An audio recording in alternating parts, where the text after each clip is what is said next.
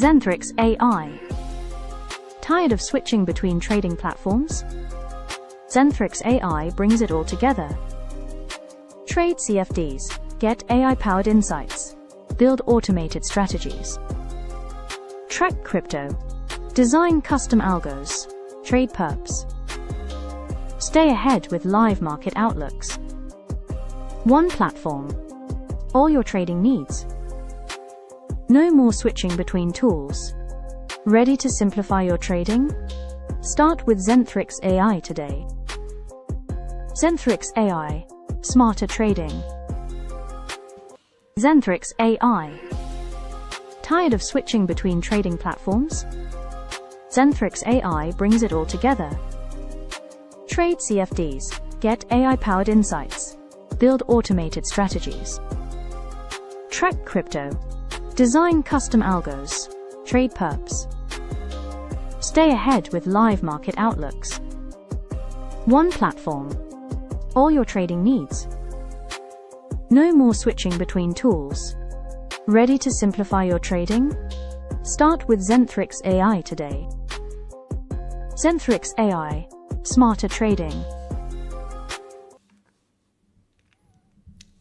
Okay, what's up people? Welcome back to another stream. Hope everyone is doing well. As always guys, if you're enjoying the content, please be sure to drop a like, subscribe to the channel. Make sure you do hit the bell as well so you don't miss out on any streams or uploads in the future. And of course, make sure you do check out Zentrix Telegram. Let me post that in the chat for you with the link.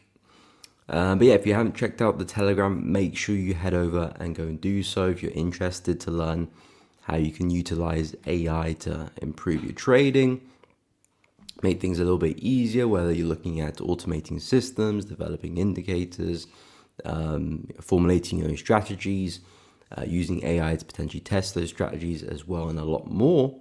Make sure you head over and check it out. And if you are interested in looking into AI-powered signals, let me know, get into the Telegram and drop a message there and we'll help you out. But guys, welcome back to another stream. Hope everyone's well.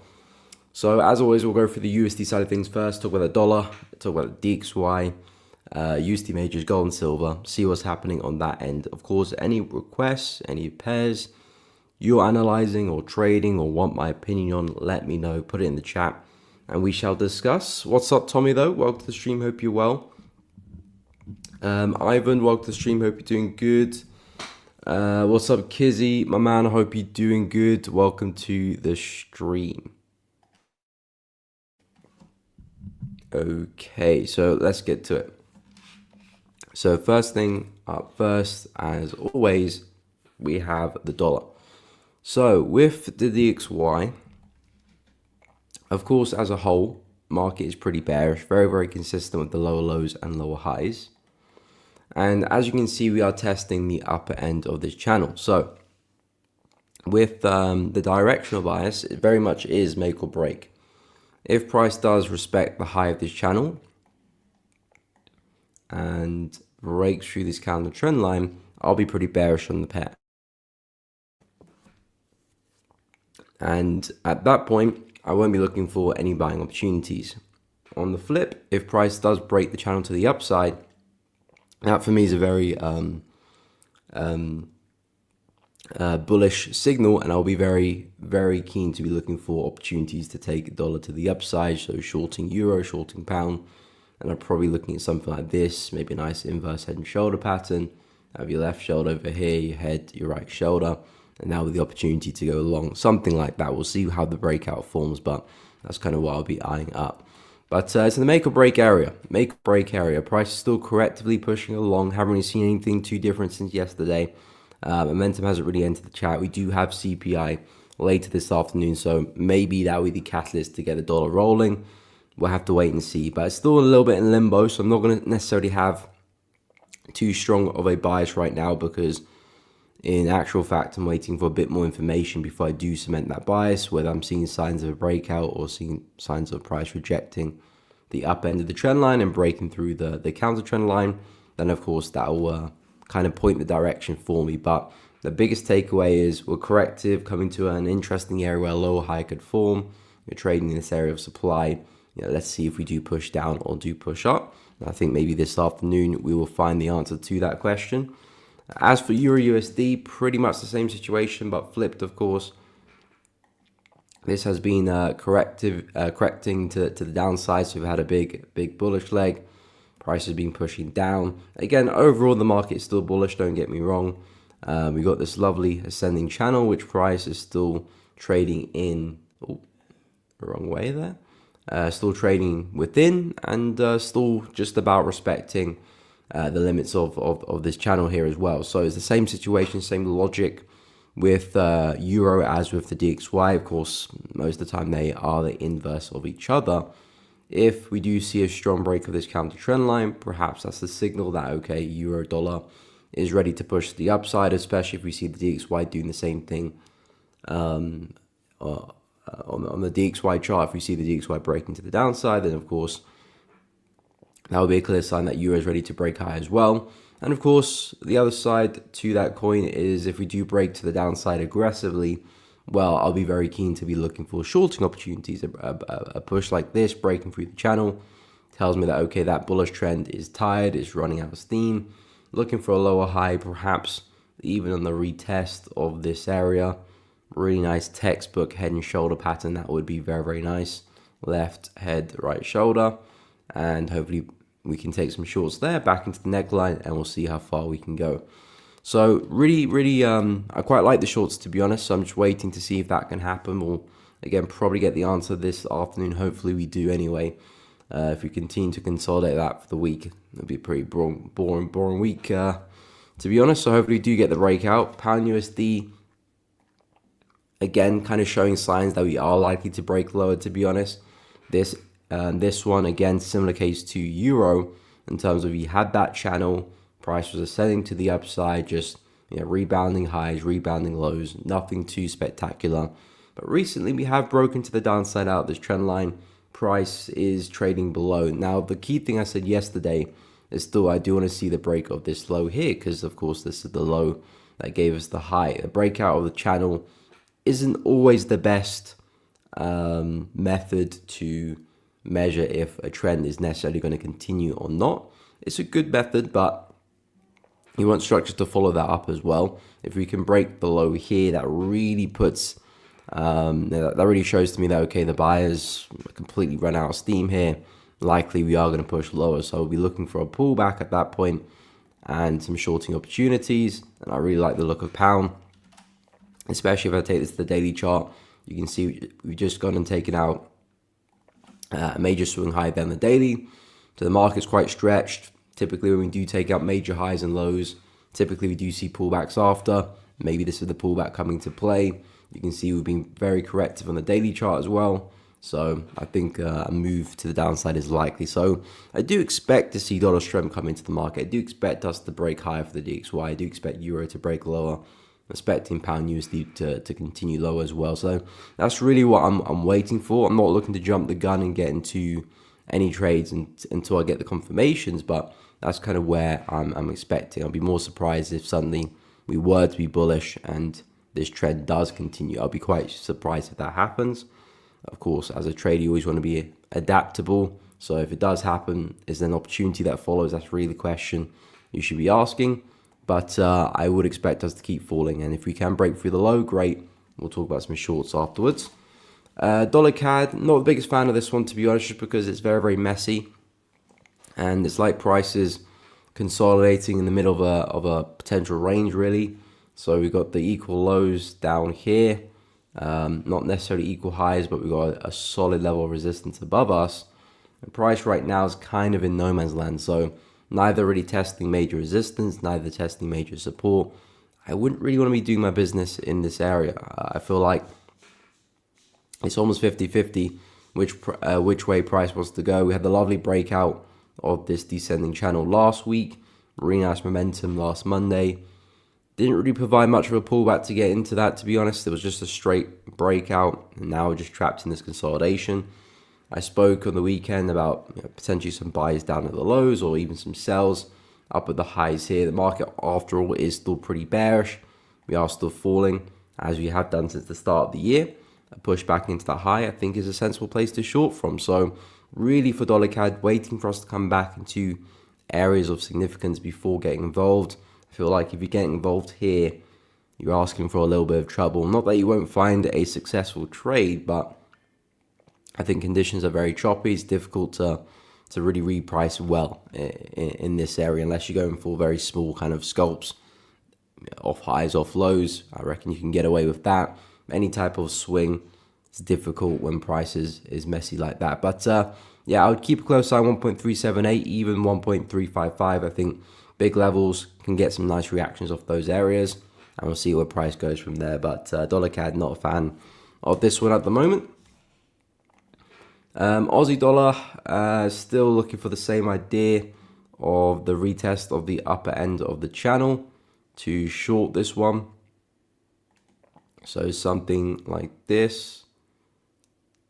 There we go. So yeah, looking for a push back into roughly 0.62, 662 or 663. Anywhere up here would be nice. Maybe even 664, 665 maybe. But anywhere up at the up end of the channel, that's really the goal. It's not specifically the price, it's more so can we test the upper limits of this channel and potentially look to sell to the downside back into the low of the channel, or then maybe a breakout as well. Again, when price is very corrective like this, typically we normally break lower. So I'm naturally only looking to short the market. This is a very, very tight bullish market at this point in time. So I'm not really interested to try and keep buying it, look for higher lows.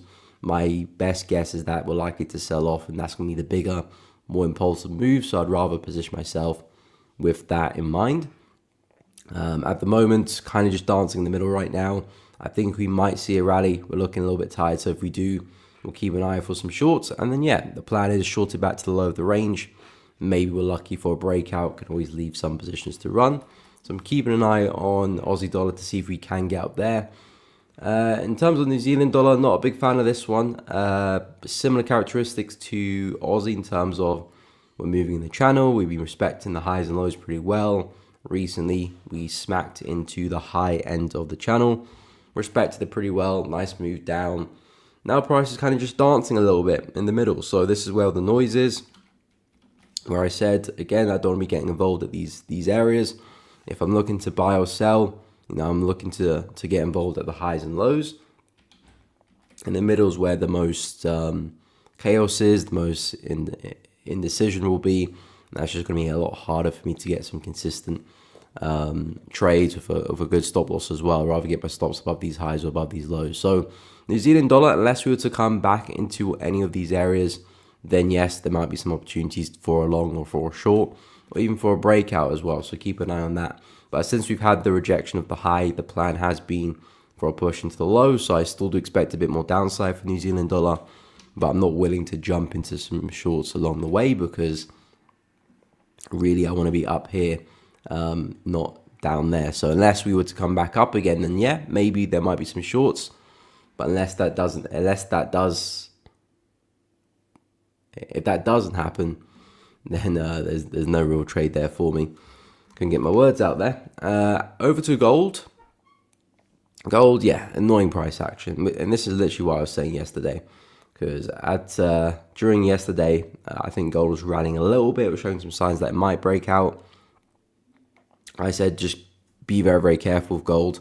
It's a very, very choppy market. So if you're going to do your business, you're in there for a short time, not a long time, because the chances of price kind of suddenly turning around is pretty high in these conditions. When things are chopping around, the rate of reversal, the rate of just price fluctuating is quite high. So if you're looking for any sustained move, the chances are price is just going to go against you at some point. So you want to be taking your profits pretty quickly, respecting levels of support and resistance, because the chances are they're going to hold, of course, until they don't. But as I said yesterday, I like this level of support, and I also like this level of support as well. The way I see the market is we are long-term bullish, of course. We've got that higher time frame uptrend in place, so I'm generally looking to buy the market. But because we are so flat in the low time frames, the way I see it is I just want to find healthy levels where I can position long and put a healthy stop loss. And these two are areas that tick that box, or those boxes. Very strong support once, twice. If we get there again, I would expect at least another bounce. You can see on its own it's been holding very well as support. Likewise with this level, really big move to the upside away from all the noise. If I can get stops underneath that, I know I'm positioned well. Doesn't mean I'll be successful with the trade, but at least the market's going to have to work pretty hard to get my stop. And if I am right, I'm very well positioned to capitalize on a big swing. And even if the market does get noisy again, I'm away from all of that choppiness. So I like the idea of just buying low at these areas, 32.60 or 31.50. In and around here, I would be very, very careful. And if you are looking to get into trades, like I said, I'll keep it short and sweet. Look for a quick move here. If momentum starts to die out, start to probably look to take some positions off. If you see some big red flags, maybe just close the trade altogether, just because conditions are not great. As for silver though, very nice breakout. I'm really liking the look of silver. It's a pair on my watch list. I'm keeping a close eye on. Seeing some downsides, so I am getting interested now for silver. We were looking very, very bullish on the stream yesterday, I believe. We were kind of around here before we had the bit of a drop. So now we've had a bit of a drop. We're not too far away from the retest of this level. It is looking somewhat likely we could come back for a retest in the next coming days. So definitely going to keep a close eye at 37.3. Again, we are so close to that big psychological level of 40. That for me is like the next big target for silver. So close for that. So if we can pull back, retest this area, I think that looks like a really nice opportunity. The market that is extremely bullish, and I do think it's got a lot more upside for us. I think we've just been consolidating for quite a while, and now finally we've picked up the pace. Maybe we can start to see a similar trend to what we've had with gold recently. I know that's asking for a lot, but I do think silver's got that potential. So keeping a close eye on silver. Love the area for a retest here, not too far away. Let's see if we can get retest and some buys, and next targets, of course, wherever that swing high is, but I think 40 is a big target for silver in the next few days, few weeks. So very, very bullish as a whole. Okay, where was I? Yusuf, my man, what is up? Hope you're well. I am doing good. What's up, D-Mart? Welcome to the stream. Hope you're well. Dan, what's up, my man? Hope you're doing good. Aussie yen, New Zealand yen, no problem. We'll take a look. Kizzy, do I have a strategy to know when a currency is about to fall? Not necessarily in terms of like, I know it's going to fall now, because no one knows that necessarily, unless if you do know that, you're going to be a multi-billionaire pretty quickly.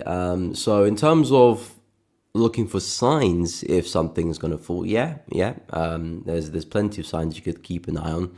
But of course, the caveat to that is not, okay, I'm seeing the signs, I'm expecting price to fall now. It's more like, okay, I'm seeing the signs, so in the next maybe few days, I'm expecting us to eventually reverse, or depends what time frame you're on. Might be a few hours if you're like on the 15 or a 5-minute chart. If you're on a 4-hour or daily, maybe a few days, few weeks, maybe even a bit longer than that. So it depends on the chart you're looking at, but you can look for signs in terms of how price is moving. One of the biggest signs is if the market is very corrective. So especially if you've gone from a very healthy trend to a corrective trend, that's a key sign. So if the market is seeing some really nice swings like this, very healthy trend, short pullbacks, long up moves, a lot of momentum, and then suddenly the market becomes like this, you're seeing deep pullbacks, frequent pullbacks. This is a clear sign to me that momentum that we once had, no longer there anymore. Market looks pretty tired, frequent pullbacks, deep pullbacks. Market overall is quite corrective. This is a clear sign that we're not healthy anymore, and that soon we probably are going to take a bit of a drop here. So based on how we're moving, that's a key sign. Of course, how long we're moving forward is another key sign as well. If this is just the start of a new trend, it might just be a fall for us to keep going higher. But if this is a trend that's lasted for quite some time or quite overextended, you can probably expect to see a bigger relief in the market there as well. And sometimes, if you're very on your game, sometimes the market will start to show signs that we are becoming corrective, and then it will give one last flush to the upside, as I like to call it. So let's say we're becoming quite corrective. Sometimes the market will give one more push before it does turn around. And sometimes you could view that as a head and shoulder pattern or a fake out, or kind of like a, like a fake out to a degree, and then potentially the market will reverse. Very common patterns, actually quite common to be honest, but you have to be on your game to spot it, because sometimes people look at this in terms of, okay, the trend is healthy again, let me keep looking to buy, when it's actually the complete opposite. A strong sign of that is actually what happened with dollar CAD not long ago. We saw with a lot of USD pairs, actually not just dollar CAD, but you can see we had a very nice uptrend. Price was looking very good. It became quite corrective, especially over here. Then we had one more big push to the upside, which formed that top, and then eventually the market did reverse. Same logic with like Aussie dollar as well. Had a very nice down move. It lasted for quite a while. One last big push to the downside. Eventually price reversed. Euro USD, it happened not long ago actually. Went over here. Nice uptrend there. Actually happened two separate occasions. It happened over here. So you can see kind of correctively moving up, very, very tired. So for a while, I was expecting price to drop. We had one more push to the upside, sucked in some buys there, and then of course had a push down. Of course, it wasn't a complete reversal. Price did push up, but it's the same pattern, just not for a bigger degree. And then we had the pattern over here in a slightly larger scale. You can see a big rush to the upside here. Then eventually the market does turn around. And again, the key characteristic of it is just a very aggressive move that looks kind of out of place. That's kind of what you're looking for. You have to be careful with that as well, because sometimes it is just generally the trend continuing. So the key aspect to look for is a strong push up. So the trend is moving up, a strong push up, and a very strong push down. If you see a strong push up and then a corrective move down, then yeah, it's probably actually the market continuing. So a key aspect is a strong push down after. But yeah, like I said, you're not going to know exactly when the market is going to fall or rise, because if you did, again, like I said, trading will be a doddle, but it's all about making educated guesses. That's really the art of trading, to be honest. You can look for key signs of us running out, and sometimes they don't always work as well. Sometimes you have a lot of signs that a trend is running out of steam, but it still continues sometimes. So yeah, that's where kind of confirmations come in, maybe a break of structure before we do take trades. Yeah, that's where that element comes in. But yeah, there's some things you can keep an eye on. In terms of Aussie yen though, looking pretty bullish, I must say. Yen looks still pretty weak. It looks like yen still falling, so yen pair is still rising. Aussie doing a pretty good job. Aussie somewhat strong as well, so that's kind of helping that out. But yeah, we're coming to an interesting area. Is this up move potentially a pullback for this bearish move? It could be. It could be. So as we do push higher, I'm going to pay close attention to see how price does start to behave in this area. If I'm seeing signs of, okay, we're running out of steam, potentially we do put a drop in. It might not necessarily mean we're coming all the way to these lows, but maybe we do see a meaningful push down before maybe we push up higher. So I'm going to keep a close eye in this area, because I think this is a prime place for some shorts.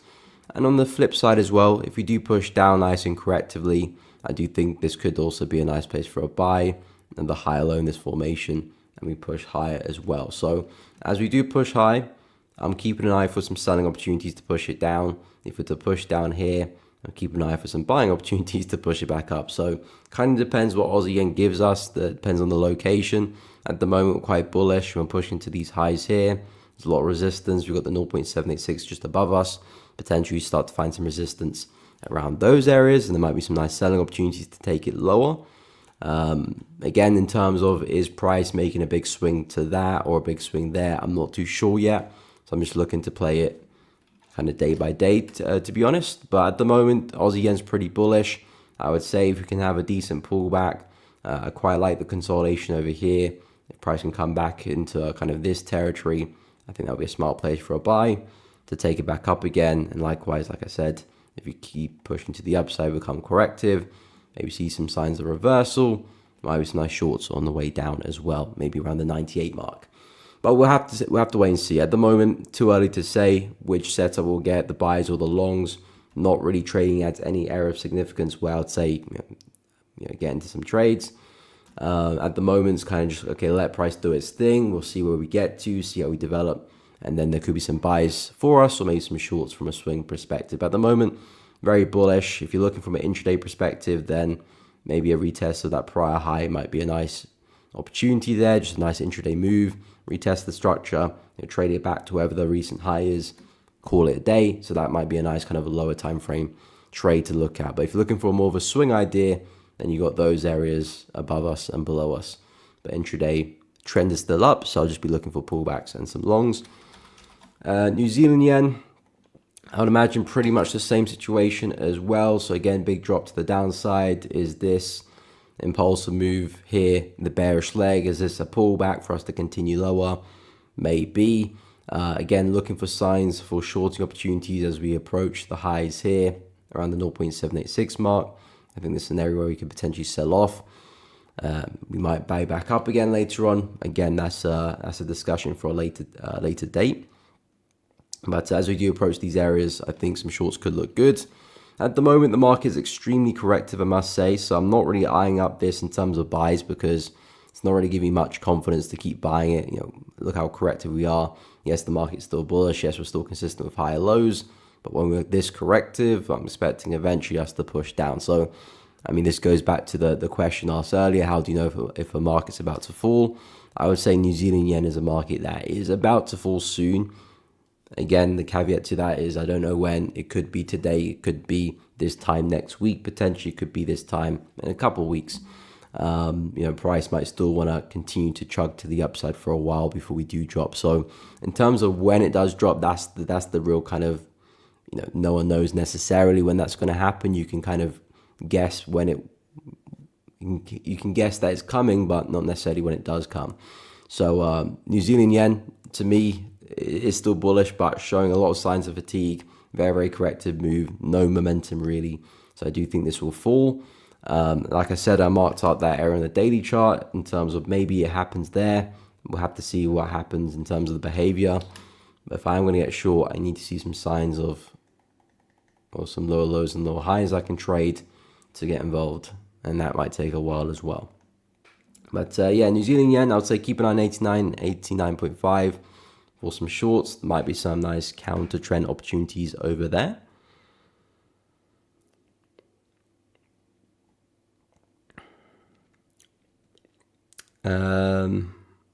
Excuse me.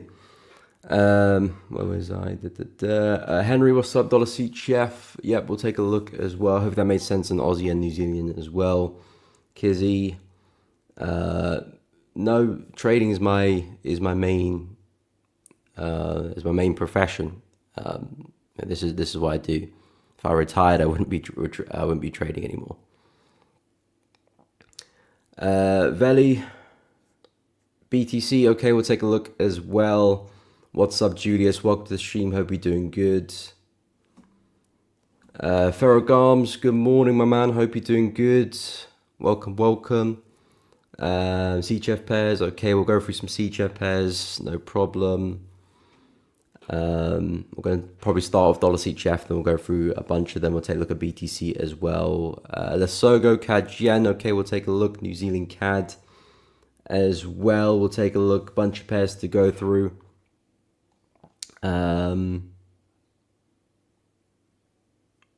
Okay, so I'll go through dollar CHF, BTC. We'll go through a bunch of CHF pairs next.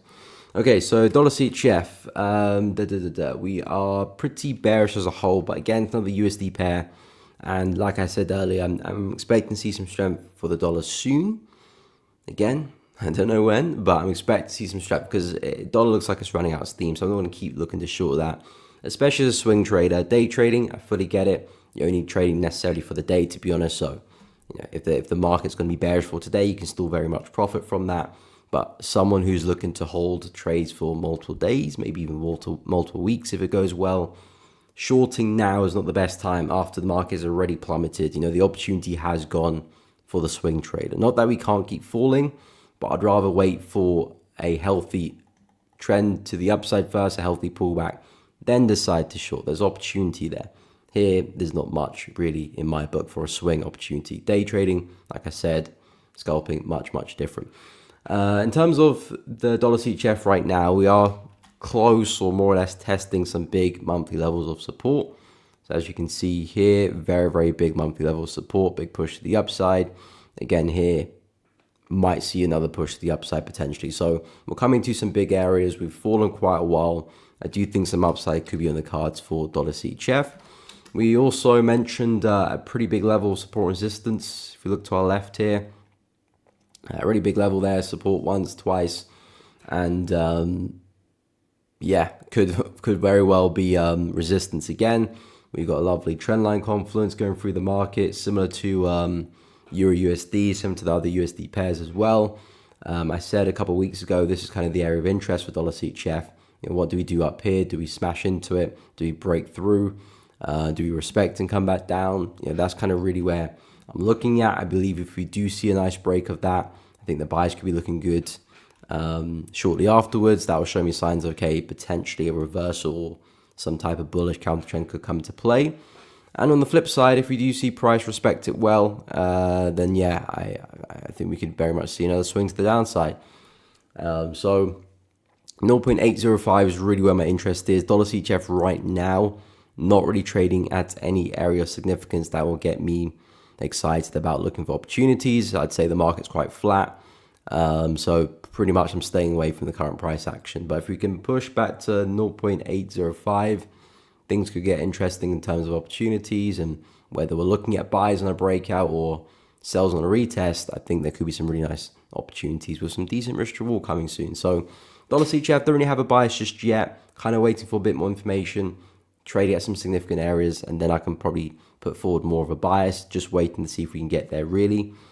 BTC is interesting, of course, being absolutely bullish, flying to the upside, smashing into 120k yesterday, or was that Monday?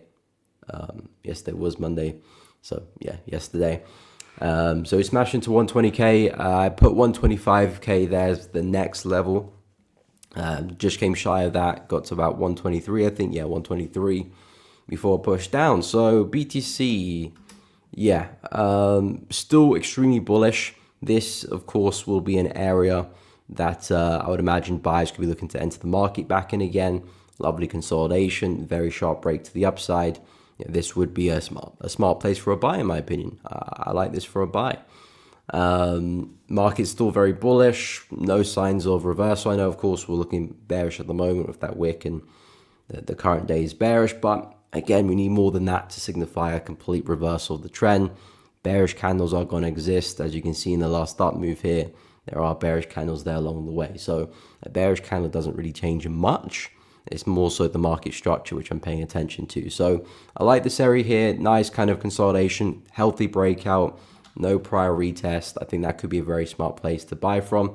Let's see how price gets there, though. I don't want to see price completely collapse like a very impulsive move. We have started off pretty impulsive, so I want us to kind of slow down a little bit, start to descend a little bit, and then continue. I don't want to see us keep plummeting, because that could be a red flag, to be honest, if that does happen. But if it's nice and slow, corrective, maybe see a nice double bottom here, I think it's a smart place for a buy.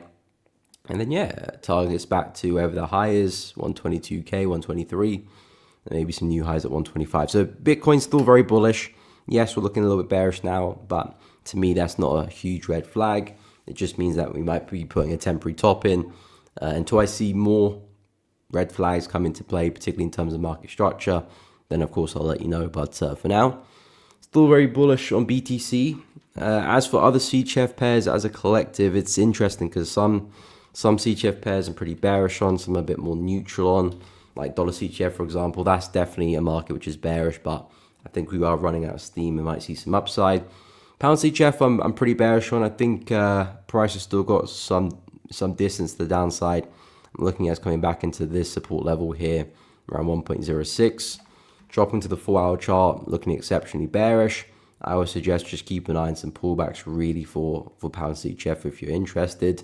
There's also this range above us over here. I think it would be brilliant if you can get a retest of that, but I just think the market's probably not going to have as a bigger pullback to get there. So this is probably something a bit more reasonable. But pound CHF, we've got very strong support below us. Market's been bearish for quite a while. I see this one still falling. Of course, CHF, JPY has been absolutely flying, so we can kind of see a theme with CHF being quite strong at the moment, dollar CHF being down. Of course, the DXY USD's played a part with that as well, but CHF has been strong. Excuse me. Pound CHF is down. Pound has been weak in fairness, but again, CHF has been strong. CHF JPY, CHF has been strong there as well. This was just creating new all-time highs by the day, to be honest. So this is extremely bullish. I would suggest, again, if you're intraday, just keep an eye on the pullbacks, buying the lows.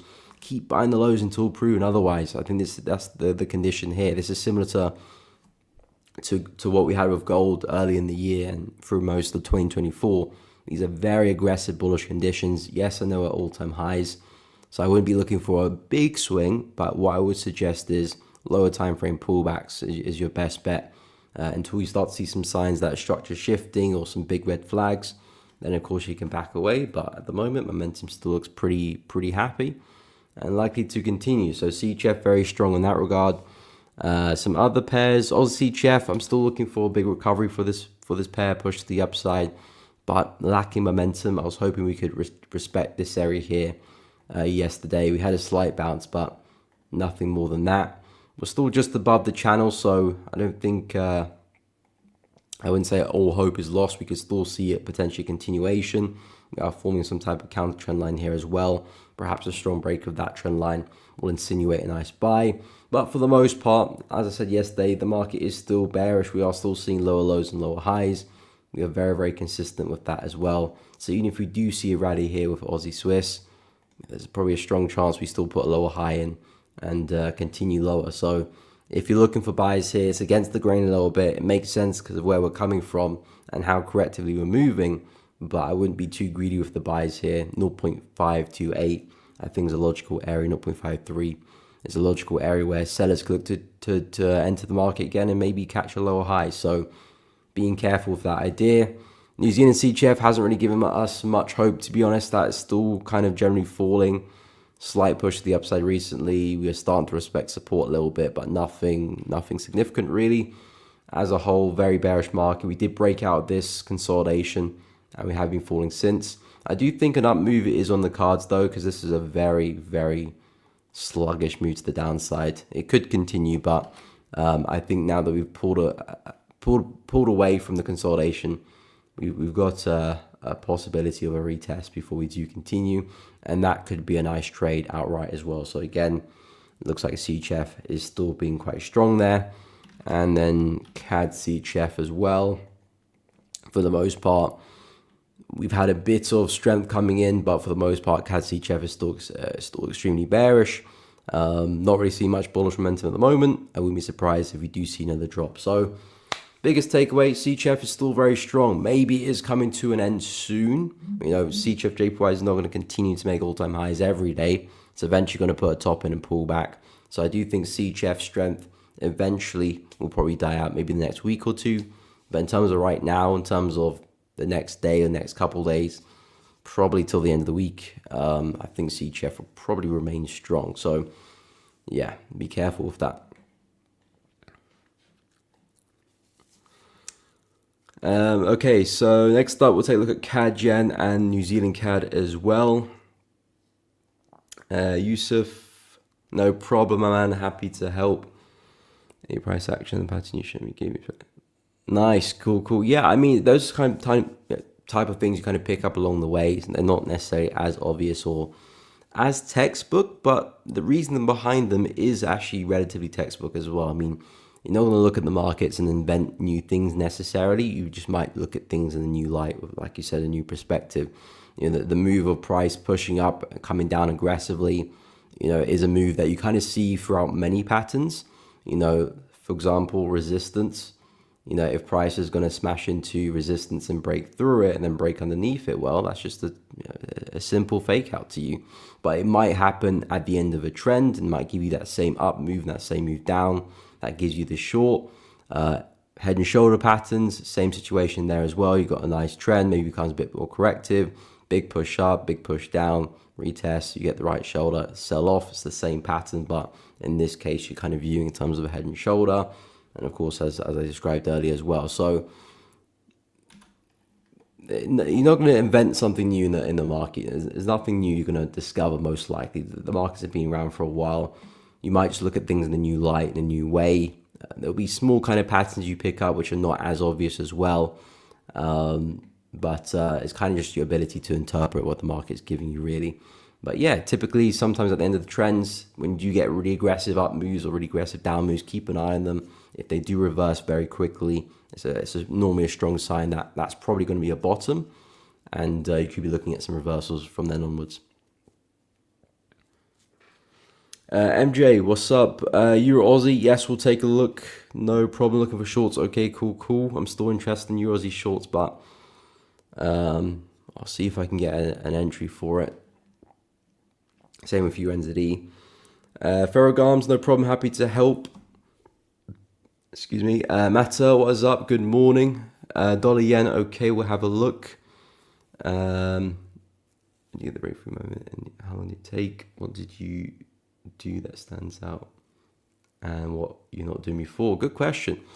I would say in terms of, there's not necessarily a breakthrough moment. There's no like a magical moment. I was like, okay, now I know what I'm doing. It was more so kind of just looking back and seeing progress, really. And a key thing was kind of tracking my metrics and also stopping previous mistakes. That I would say that's the biggest thing, because especially when you've been trading for a while and you've got a bit of experience in the market, maybe you've got a strategy you're working on. The difference between profitability and not profitability is actually quite slim. You might be doing 5 things right, but you're doing 6 things wrong, and as a result, your equity curve is pushing down. So instead of doing 6 things wrong, maybe do 3 things wrong now, and potentially equity curve is actually pointing up, and that's profitability. So in terms of breakthrough moment, there wasn't really one. It was more so looking back and just seeing the progress, really, and seeing how far you've come. In terms of things that I was doing before that was holding me back in terms of preventing me to find profitability, and afterwards was 100% journaling, looking back at my previous results, looking back at my previous trades, really going through in terms of plotting entries, stop losses, targets, seeing what the market did, what did I do. So reviewing 100% a huge kind of way to progress, because each person is going to have their own individual mistakes of what's holding them back. Some people might be being a bit too fearful, being a bit too greedy, this, that. So there's no one thing that I could say that will help you, but looking back, you will see the mistakes. Sometimes it's pretty obvious, especially, again, if you've got experience in the market, 1 to 2 years, you can identify those mistakes pretty easily once you look back in detail of your trades. And I'll say the second thing as well is probably just having consistency with your approach and not deviating from it, because early in my trading career, I was probably not spending more than 2 or 3 months on a strategy or on a methodology. Spending like a solid year on the same thing would just put you light years ahead of where you were previously, especially if you are jumping from idea to idea, strategy to strategy, having the consistency with the same thing, because you'll get better at it.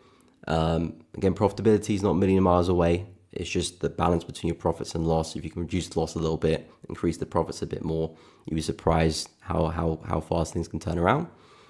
And just focus on those aspects. Anyway, let's go through CAD Yen, and we'll go through New Zealand CAD, Euro Aussie as well. I think Euro Aussie. MJ will take a look as well. We will go through. So in terms of CAD Yen, this one's been interesting. It's been very, very interesting.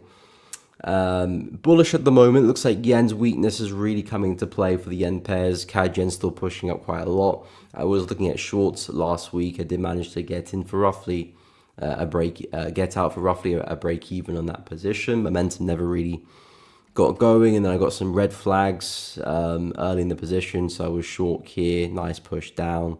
Then we started to find support, ugly wick to the downside, strong close there. Managed to get out on this bearish candle there.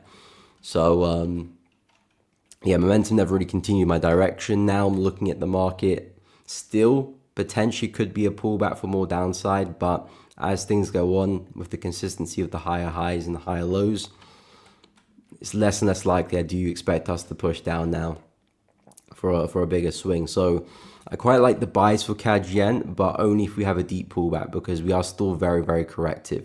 I'm not looking at this uptrend for CAD Yen and being amazed at how great it looks and how healthy it looks. This is a very, very corrective uptrend. So if I'm going to look to do any business with this one, I want to see if I can wait for a deep pullback, get into the market a little bit later. That will allow me to kind of miss out on all the noise and all the chaos and potentially capitalize on that higher low. It's not a very straightforward uptrend. There's not a lot of momentum in it, so I want to be the last one into the trade. Where people are getting out, that's what I'm getting in sort of situation. And if I can get pullback into this area, depending on the pullback, that could be it. So CAD Yen, I like the buys for this one, but it must be a deep pullback. We've only just about taken out these highs. We're looking very corrective as we speak. So I do think a pullback is probably on the cards shortly. Unless some newfound momentum comes into the market and we see a corrective pullback after, then yeah, maybe there's some buys in the break and retest. But we'll speak on that when it does happen, if we do see that momentum. At the moment, just about cleared highs, looking extremely corrective right now. This for me is an interesting place to go long. You can see the consistency with the higher lows with the trend line. Nice area of demand there, which kick-started that last bullish move. That looks like a smart place to go long. And then, yeah, we'll see how far we can take it. But it's a very corrective uptrend, so it's not a market which I'm getting too overly excited about. I prefer Euro Yen a lot more. I'll go into a lot more detail of this pair later on, but you can just see the characteristic of Euro Yen so aggressive. So if this was the pullback, I think there's a very high chance it does continue back to highs and see some new highs. It would be very kind of it would be quite amazing to see us completely drop and reverse if that is the move for Euro Yen. It's going to take a hell of a move for us to reverse all of this and to have me thinking that the market is going to continue lower. So the odds of us continue higher are pretty high. Therefore, if I do catch a pullback with Euro Yen, I'll be more than happy to trade it and sit in it as well because of the likeliness for us to continue. So Euro Yen looks a lot better. Of course, they are both yen pairs, so CAD Yen probably does end up doing the same thing, but just in terms of the quality of the market structure, Euro Yen is ticking my boxes twice over, really. Okay, so we'll go take a look at Euro Aussie, New Zealand CAD, sorry, and then we'll take a look at Euro Aussie afterwards.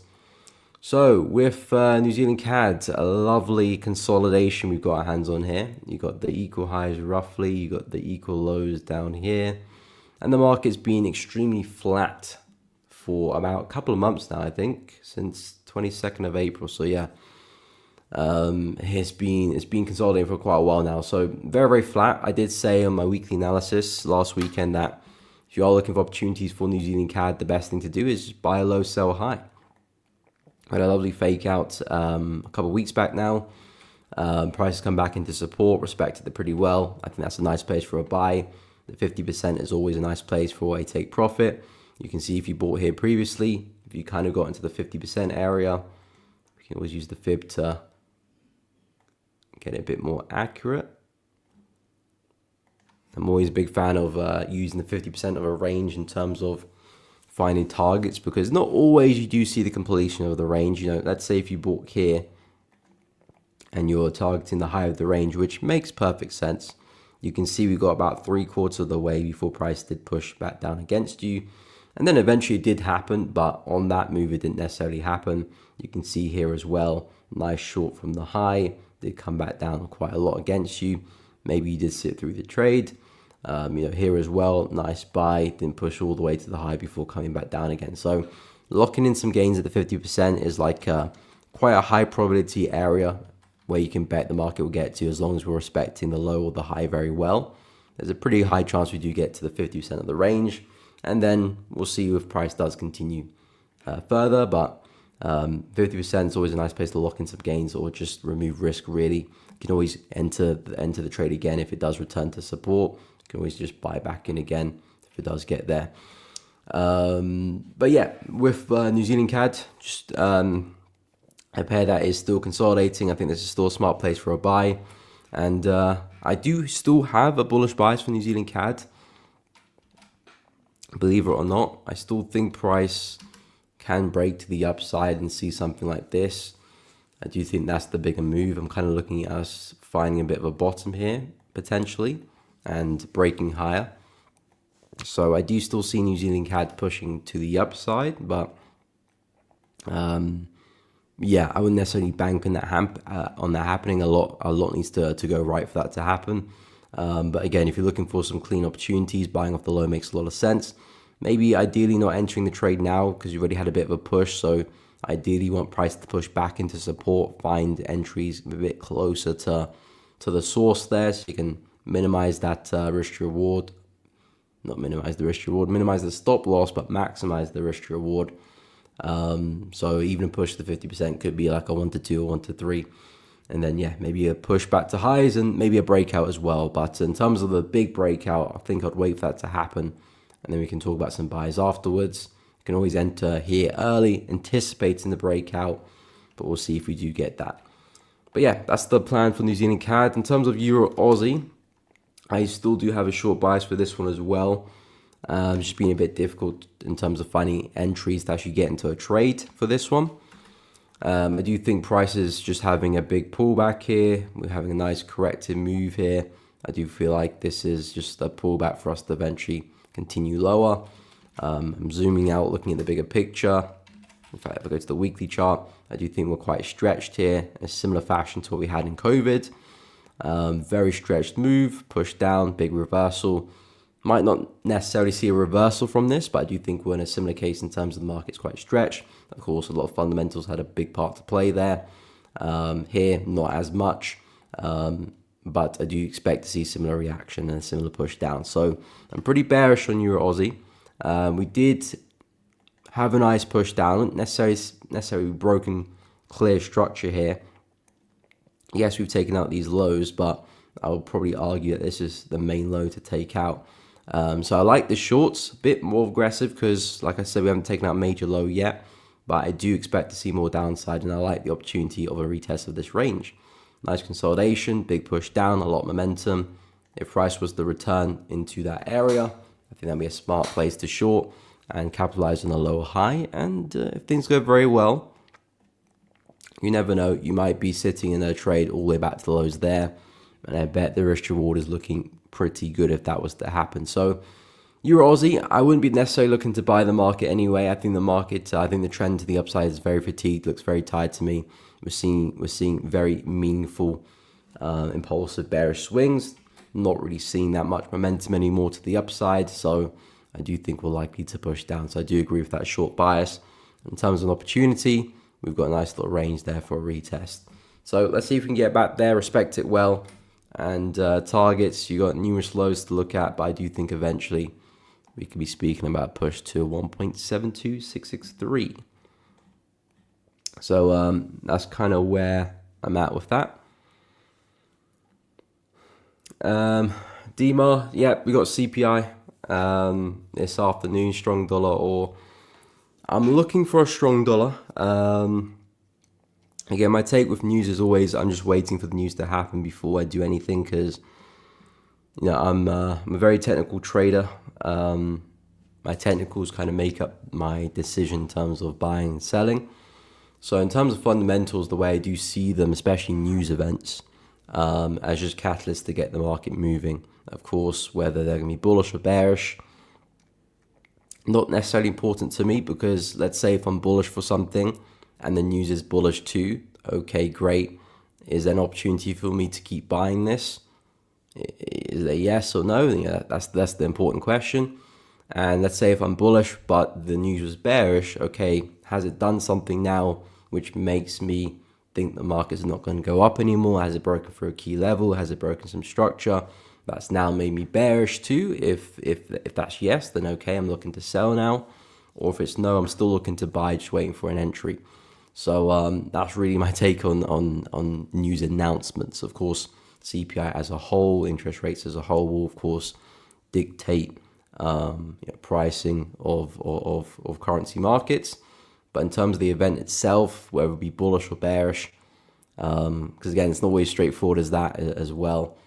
Sometimes there are underlying situations that you might think, okay, rates have gone up, we're bullish, but actually no, that's not the case. So things can change like that as well.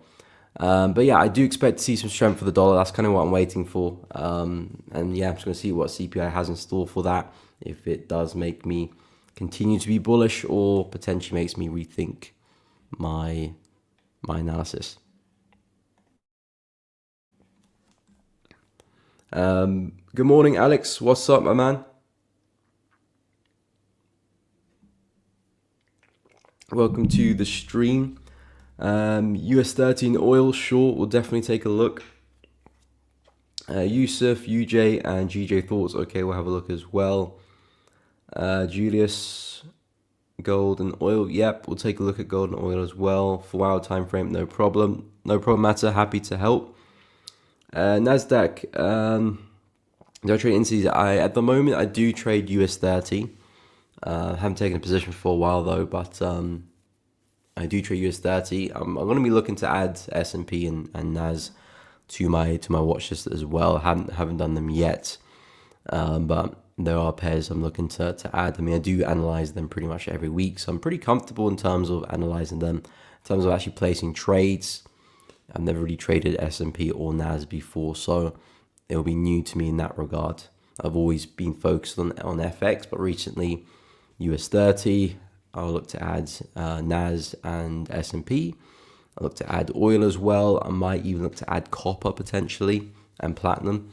Again, not necessarily just so I can trade everything and anything. It's just I'm always looking for the best opportunity. Sometimes it's going to be on dollar CAD, sometimes it's going to be Aussie Swiss, sometimes it's going to be on oil, sometimes it's going to be the S&P. I'm not to necessarily know which market's going to find me the best opportunity. So the more the better, to be honest, because it gives me more selection and don't always, sometimes the selection is not great, but if you have more pairs to choose from, you might find a much better opportunity somewhere else. So not at the moment, but I'll look to add them. Soon. Yeah, I agree. Euro 18 looking very, very bullish, above 2018 high as well. So yeah, we are looking very, very bullish at the moment. And yeah, I would be looking to buy some pullbacks in Euro EM. Okay, so let me go take a look at oil in US 30. So oil's an interesting one. I've been pretty bullish on oil.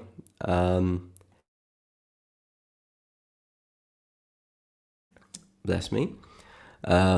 Just about muted the mic in time. But yeah, I've been pretty bullish on oil, mainly because we've got this massive level of support, which for the most part price is trading above pretty well. And as I've been saying, as long as price stays above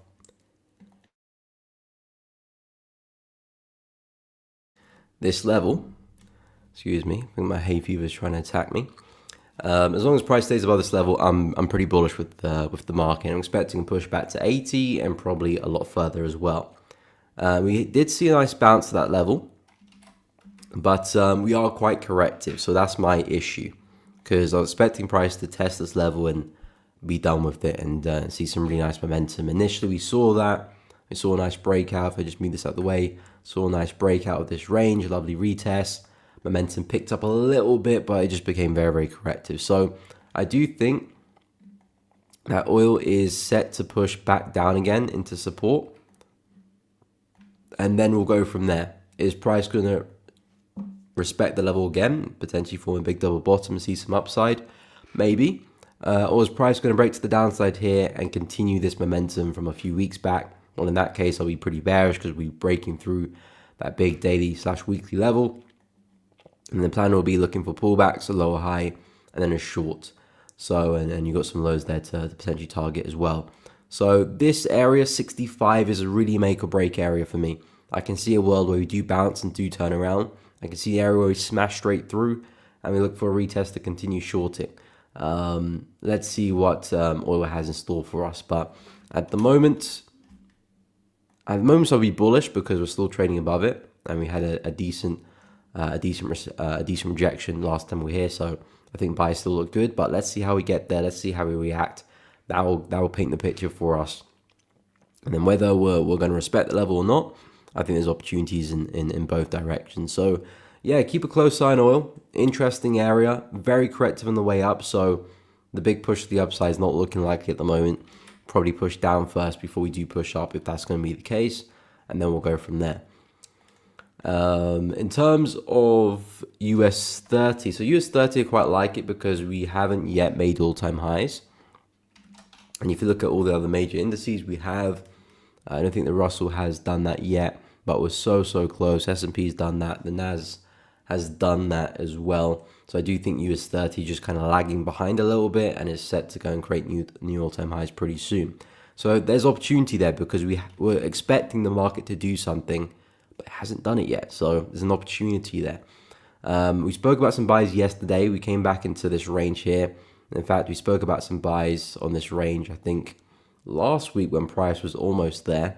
We kind of just missed it by the smallest margin, pushed up, and then kind enough the market did test it as the week opened. We were talking about some buys here yesterday because essentially, the way I see it, the market is kind of ranging here. So essentially buying low is the way, especially off a nice area of demand like this one. I do expect us to break to the upside here for US 30. So if you're looking for entries, again, ideally want price to push back into support again, back into this area of demand, and look for some entries off the back of that. Right now, kind of in the middle of nowhere, maybe respecting some areas of resistance and supply in the lower time frames, but that's not really doing much for me. So still pretty bullish. Look at this leg to the upside, very bullish, aggressive momentum. Haven't necessarily reversed that momentum yet. We saw a little bit of momentum with that bearish candle, but it didn't really lead into anything as well. No sustained momentum. So for the most part, this move looked just corrective to me. So the way I see it, impulse, correction, and I'm expecting another impulse to the upside. So very bullish on US 30. Just in terms of entries, if you're not in the trade already, you kind of want price to push down first again before finding entries, because this is ideally where you want to position yourself before getting long. So yeah, expecting a big breakout. No problem, MJ, happy to help. Do I trade in balances? No. No. Annie, what is up? Hope you're well. Entered oil at 67. Nice for the target, 65.5. Stop loss 68. Okay, we'll go through. Simbonello, what is up? CPI today will clear everything up, hopefully. Today, reversal continuation decision for USD. I'm hoping so, Simbonello. It's been a very kind of slow grind for the DXY for a while now. And you would expect a news event like CPI to be the decision maker. And hopefully so. If not, we might see, yeah. Let's just hope it is, because USD has been flat. I haven't actually traded USD pairs for a while actually as well. I've been trading a lot of the minor pairs, so and some yen pairs too. So I'm missing some USD action. Hopefully CPI can provide that.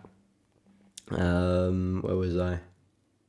Okay, UJ and GJ for Yusuf, and then I'll go through that oil trade for Annie. So dollar yen. I think someone requested dollar yen ages ago. I completely forgot to go through it.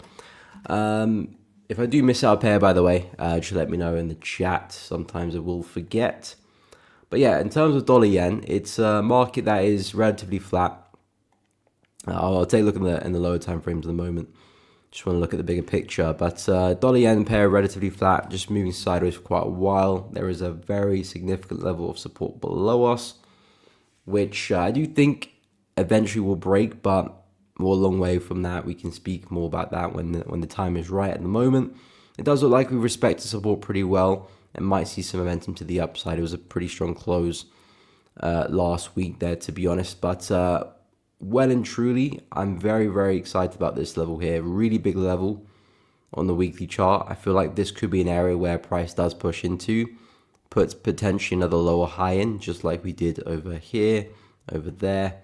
Maybe a third one, and that could give us a really big drop to the downside, and maybe that's the drop to go and break through support. So I'm quite liking the look of this area. If price can push into 152, I think that could be a very nice place for a swing trade. But again, we'll probably speak on that later on. In terms of what we're doing now, it's just really flat. We've got resistance above us here.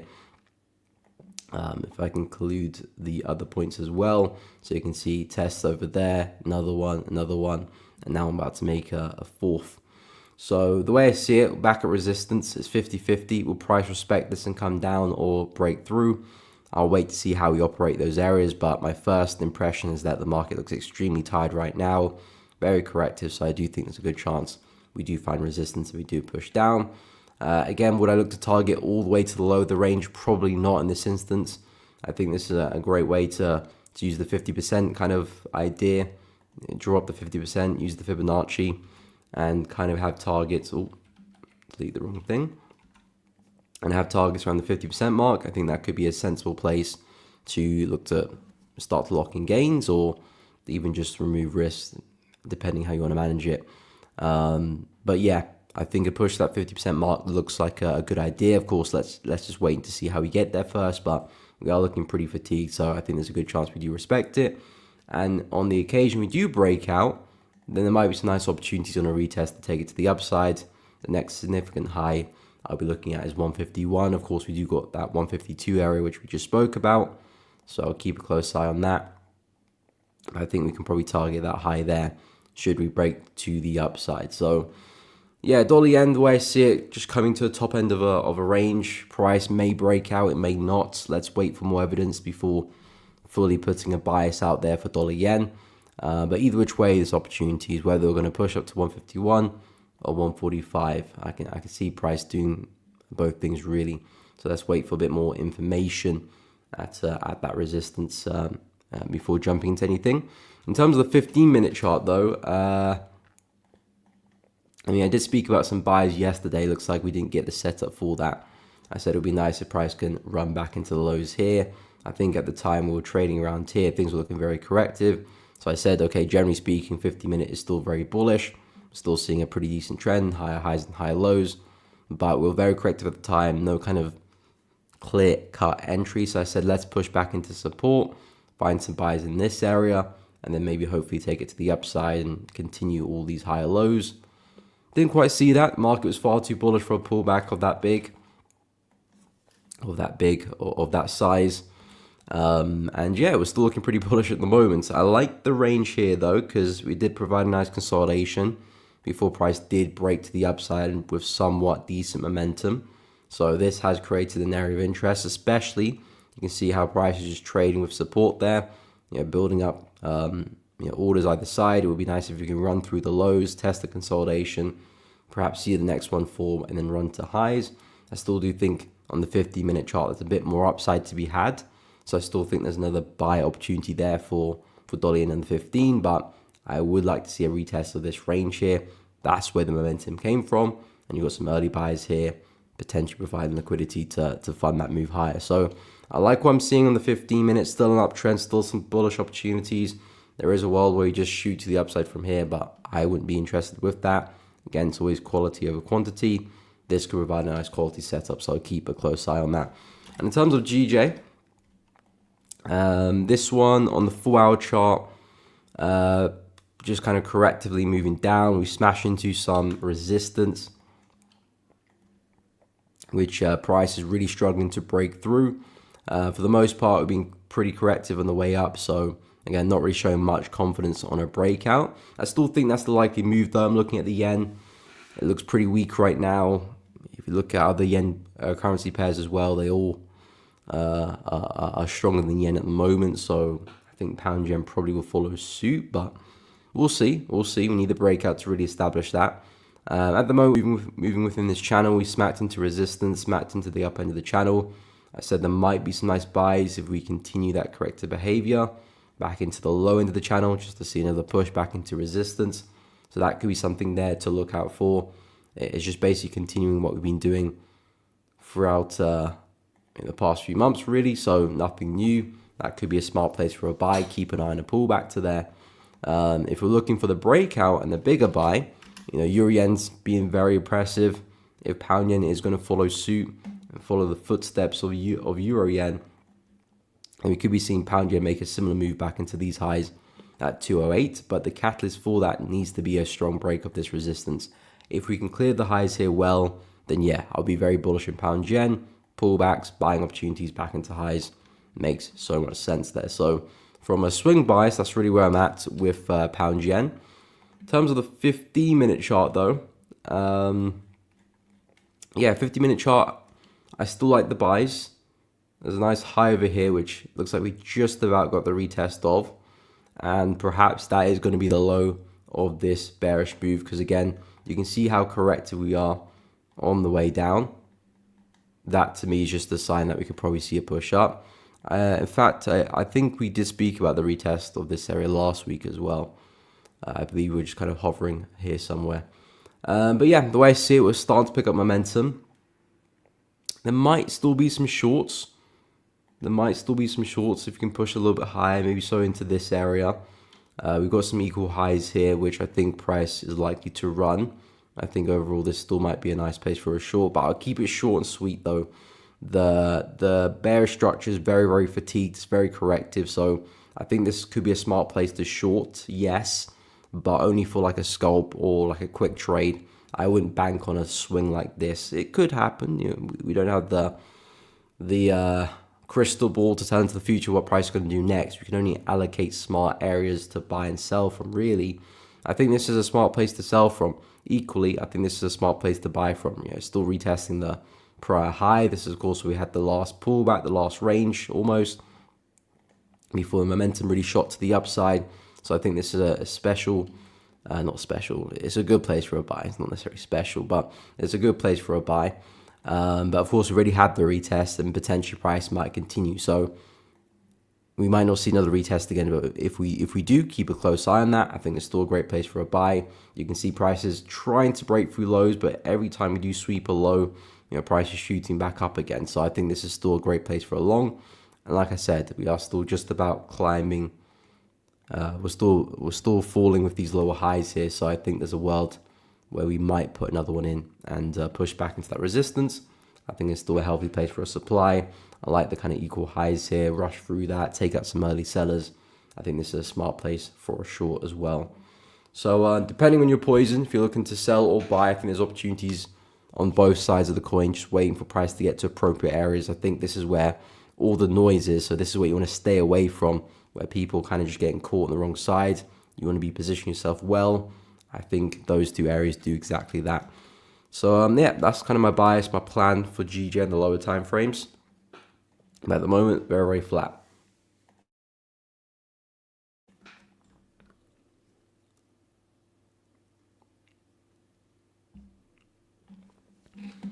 Okay, so Annie, we'll go through your oil position.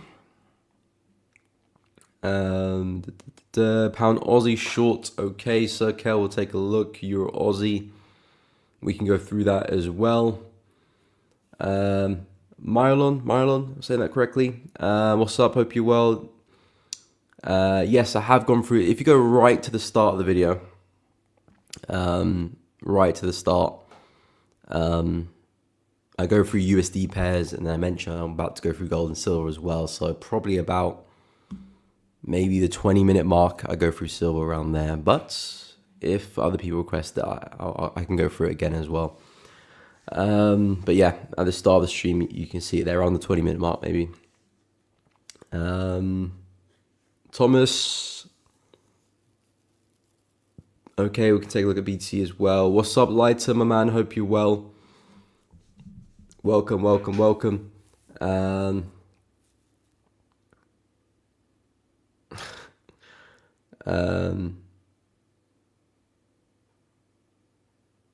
No, I don't think I am. Hopefully not. Aussie dollar, Aussie CHF. Okay, sure thing. We'll take a look. Okay, so we'll go through pound Aussie, euro Aussie. We'll go through the oil position for Annie first before I forget. But you said you're short on oil and looking for a push into 65. Let me just move this out. Actually, let me just delete it. Looking for a push into 65, you said 65.5. So that would be roughly this support level, or slightly above it anyway. 65.5 would be here. So probably this low here. So yeah, not too far away from targets already. You've entered short at 67, so you're positioned over here, and your stop loss 68 over here. Okay, interesting trade. Not my forte potentially. I'm always looking to avoid support resistance. Well, if I'm looking to sell, yeah, I'm avoiding support. If I'm looking to buy, I'm avoiding resistance. So, but I actually do think price is likely to break through this area. So, despite the fact of you shorting into the level, I do think price will break through. But the only downside of that is how price breaks through. That is always something unique. Price might just drop through the level like it's nothing. Price might want to bounce first and see a push back into resistance before it does break. So, and that could knock you out your trade. So, but I think you have given yourself some decent room. You said your stop loss is 68 there. So I would say that is decent room. It's not about like a significant level or significant high. So, again, that's kind of how I look to trade, which of course is not the only way to trade. I can see that you've given yourself some decent room. And I do think price is likely to push lower. I think 65.5 is a reasonable expectation. Probably looking close to a 1-to-1 there, or maybe slightly more than a 1-to-1 in terms of the risk to reward. So yeah, I can't knock the trade.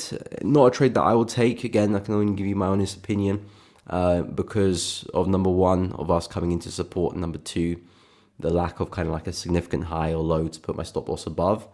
But I would say you have given yourself sufficient room. If price is going to be trading up here, it's probably going to push the highs first. I still do think this low is going to break, but maybe price does a bigger move up first. Yeah, I would say what an issue would be, because some people, when they do share the trade, some people would have like the same idea in terms of, okay, I'm shorting it to this low, I'm expecting price to break this low, but they would have this stop loss like here. And I think that's just, you're asking for trouble there. Of course, you're trying to maximize your risk to reward, but yeah, the odds of price kind of just having a random fluctuation to hit your stop loss, and you still might be in the right direction, but you haven't given yourself any room to play with, especially because of the support below us, which actually create a new high. So it's a fairly significant area. So I do agree. I do think we're likely to see the move. Again, like I said, I would take the trade differently. But again, I'm sure you have your reasons for the position, and I quite frankly expect us to keep falling here for oil. Like I said, I do expect us to push back and do support. So I do agree with the bias. Just again, how you kind of executed the trade, I would have done it slightly differently. But again, the way I trade is not the only way to trade, is there? So I don't have to be too worried about that. But I'm always looking to avoid those areas, and always looking to put my stop loss above or below structure, which again is not perfect either. You can still get faked out too. But I'm just more comfortable there because I've got a bit of protection. Anyway, we'll go through pound Aussie and euro Aussie next. Okay, so pound Aussie, pretty bearish on this pair. Looking for more downside. I think you said short, so Kel. Yeah, the only difficult thing with pound Aussie is like, how do we short this now? Price has dropped pretty hard. I wouldn't be wanting to jump into any shorts now. I think the trade is well underway. I think, yeah, any shorts now, you're going to have to be very careful. The reason I say that is because the market is essentially ranging, and it looks to me that we're trying to break the low of the range, but we've already had a pretty meaningful move to the downside. So ideally, shorts here will make the most sense, of course. We're very far away from that, and hindsight issue, but at the time I was saying shorts here look good. Of course, I did get short, but unfortunately did exit the trade a bit early. In hindsight, exit the trade for good reason, but of course it would be nice to still be in that position. But I said, when I did exit the trade, if price was to get back here again, I still think that would be a decent place to short, because you're right at the top of that range, so to speak. So if price was going to be bullish, it would need to break through this, and that would have convinced me that, okay, the market's going to go higher. But shorting up here positions yourself very, very well for not only just a swing to the low of the range, but even for the breakout as well. So the next big opportunity for pound Aussie, you could either look at potentially the break and retest of this level, but again, the market's already had a meaningful sell, so I wouldn't look for any big move here on the break and retest. It's more so, okay, we've cleared support, it's now going to act as resistance. If you can respect it well, I do expect to see another reaction, but I'm being very cautious that we don't go through a bigger pullback at some stage and don't sit in that trade too long.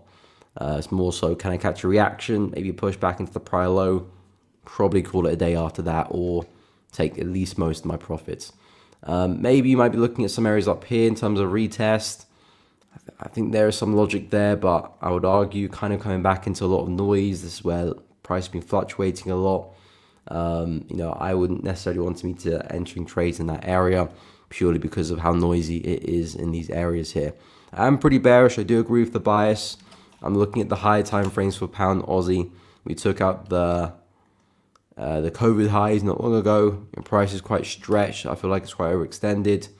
I do feel like we are due a bit of a bigger correction here. Even if the bigger move is still to the upside for this pair, I do think we can see at least a meaningful down move, maybe coming back to retest that prior high there. So I do agree with the bias, just really struggling to find some good quality shorts. I can only kind of see it from a short-term perspective. Perhaps the break and retest of this level here.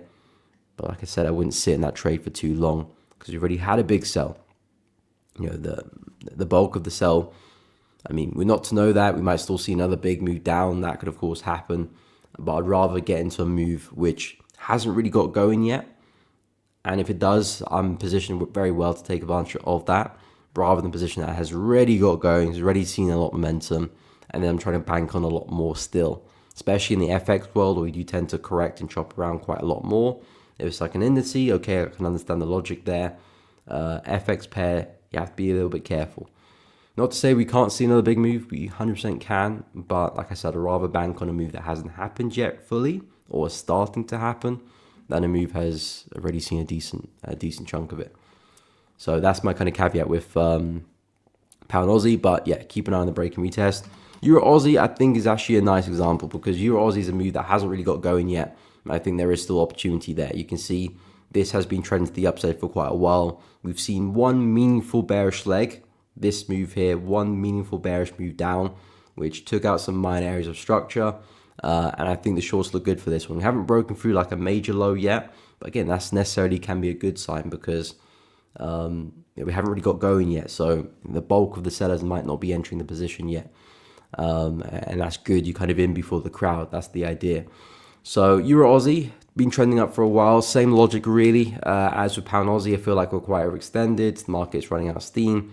Perhaps a bigger pullback can be in the cars. This last up move has been very corrective in general. So I do think this is just a pullback of this bearish leg here. And I kind of do expect us to keep falling. And I like the price action. We've seen one strong bearish move here. Not necessarily a huge one either.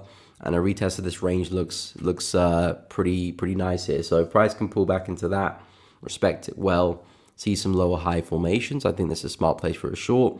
Don't necessarily have to be looking for the home run all the way back to the low here.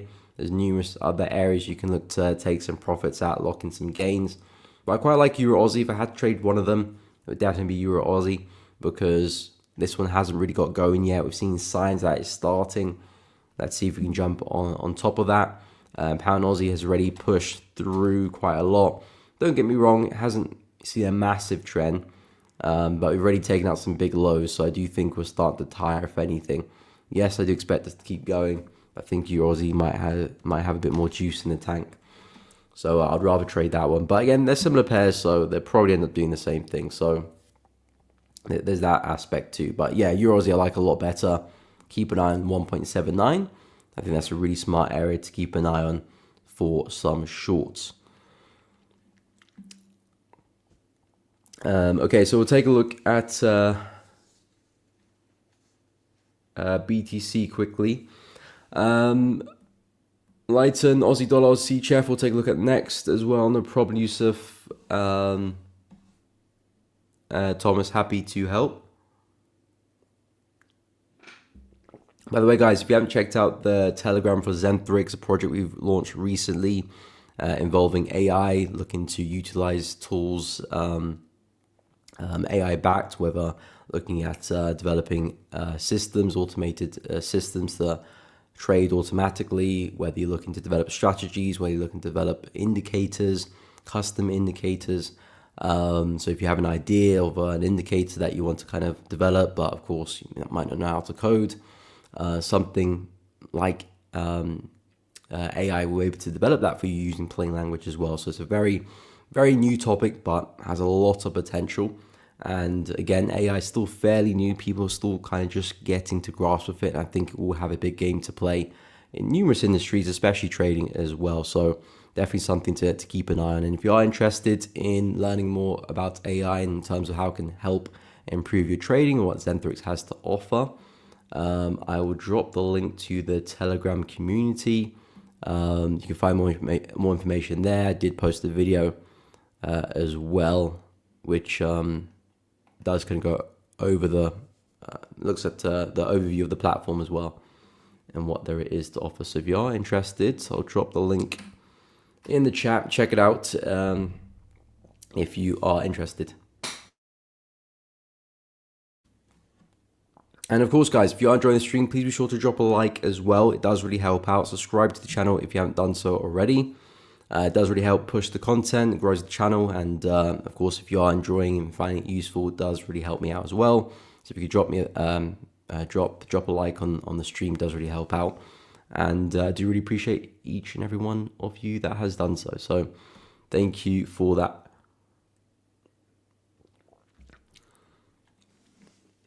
Okay, Yusuf, we'll go through gold on 15 as well. First, we'll go through a quick look at BTC. So as I said for Bitcoin, still a very bullish market, still expecting a lot more upside. Lovely breakout as of recently. Yes, we're seeing some signs of the market slowing down. Huge wick there to the upside. And of course, today's candle is looking pretty bearish. Although, of course, today still isn't over. We still got 13 hours before that daily candle does close. So a lot can happen that time, but still, even if it does close bearish like that, it doesn't necessarily mean the market's going to plummet now after that rejection. We still had a very generous breakout. We've broken through the highs very well, a lot of momentum yet to come back and retest. I think that's still a very sensible place for a buy. So if the market can return to 112K, I think that's a really smart place to look for opportunities. What I would say though is we have been pretty aggressive with this pullback. So I do want us to kind of slow down a little bit, become a bit more corrective before jumping into any buys. If we do stay very impulsive and sell off aggressively, I would be a bit more cautious with that, because it's kind of like a big V-shaped pattern, which is more of a sign of reversal than a retracement. So I'll keep an eye on that. But as of right now, we're not there yet. Let's see how we do operate. I think this is a very smart place for a buy, 112, and yeah, looking for a push all the way back to the all-time high and probably new all-time highs as well. We've got 125K just floating above our heads there. That could be the next big target there for BTC. But for me, still a very bullish market.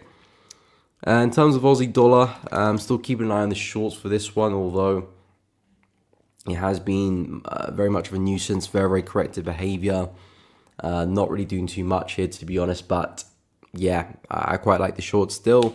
We've got this ascending channel, price respect to the high on a couple of occasions. I'm looking to see if we can get there again, respect it again, hopefully, and see a nice push back into the low of the channel. So nothing crazy, just looking to short from the high to the low, play the range, and then maybe if things go well, maybe capitalize on the breakout as well, leave some positions to run. Maybe the breakout does happen. Of course, if price doesn't do that, starts to respect the low again, and we bounce to the upside like we've done on so many occasions, you can look to get out and take the profits and run. But yeah, Aussie dollar, just a very corrective market. The goal is to short high and buy low. So if you can get back to the top end of the range, I'm looking for signs of rejection to get short, to take this back down again. That's all I see. It's a very corrective market. I do think we're likely to break lower. When I'm seeing corrective moves like this, It's not a sign of a healthy trend, more of a sign that we're likely to break lower. Of course, not guaranteed, but more often than not, it does lead to a push down. So that's where I'm looking to pay attention to. If we do break to the upside, then I want to see a lot of momentum here to show that, okay, momentum is well and truly shifted back to the buys. Now we're looking healthy. And of course, nice corrective pullback. And then we can start talking about some more buys. So that's the only way I'm looking to buy Aussie dollar, if I see us become healthy again. In terms of Aussie Swiss, so again, I still do have somewhat of a bullish bias for this one. I do think we can see a bit more upside, but we are still, for the most part, very, very corrective and slow. Still seeing these major lower highs, so even if you do see some upside, I'll be very, very careful of around 0.528, 0.53 coming to this area. We definitely could see potentially another lower high form. We've been very consistent with them previously. 1, 2, 3. Potentially could put a fourth in. That might take us back into the low and potentially see some new lows there as well. So I would watch out there for Aussie CHF. It's still a very bearish market to me in terms of the market trend. The reason why I do have a long-term bullish bias for this one is because we are oversold and creating new all-time lows. And every time Aussie Swiss does make a new all-time low, it does recover pretty substantially. So at some point, we are going to have a big move. Of course, it's always a little bit difficult to predict when exactly. So structure will help us with that. But yeah, if we have another slow move into this high, into this supply area, I can definitely see a world where we do respect it and come right back down again. So this might be a nice swing short to look at for some shorts. If you're looking for a big swing trade, if you're bullish, I think a nice break of that counter trend line could be a nice buy there into that zone. But as soon as you get there, you might want to be cautious.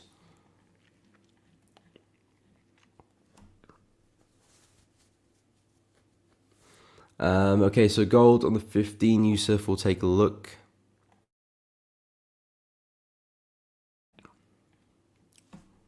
No problem, Annie, happy to help.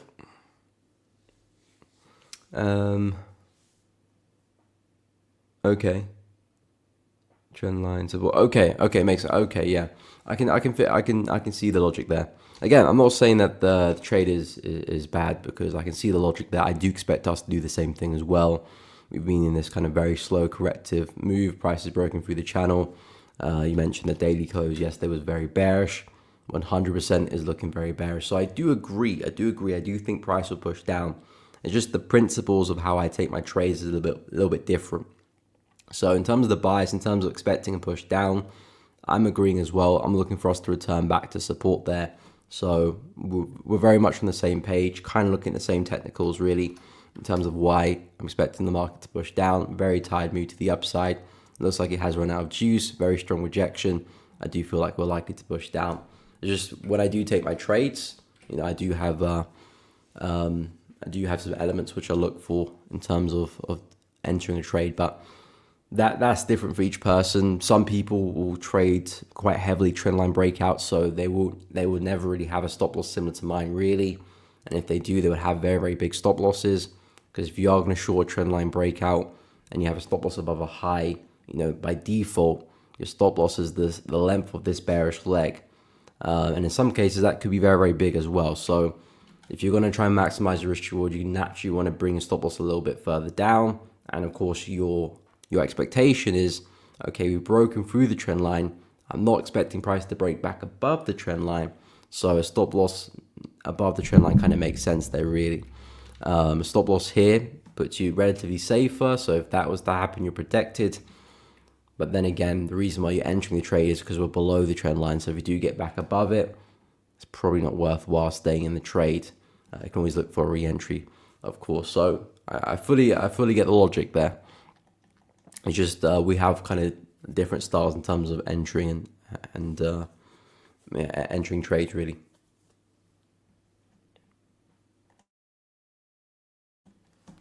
Morning, Malik. No problem. Happy to have you on the chat. Hope you're doing good.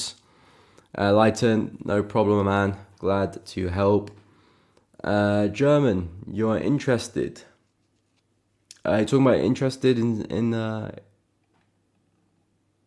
the Telegram, or interested in something else. If you are, the link to it is just above you. You can join the Telegram, and there's more information there if you're looking to if you're looking for our AI powered signal service. You can request it in the Telegram as well, and we will add you to the group as well.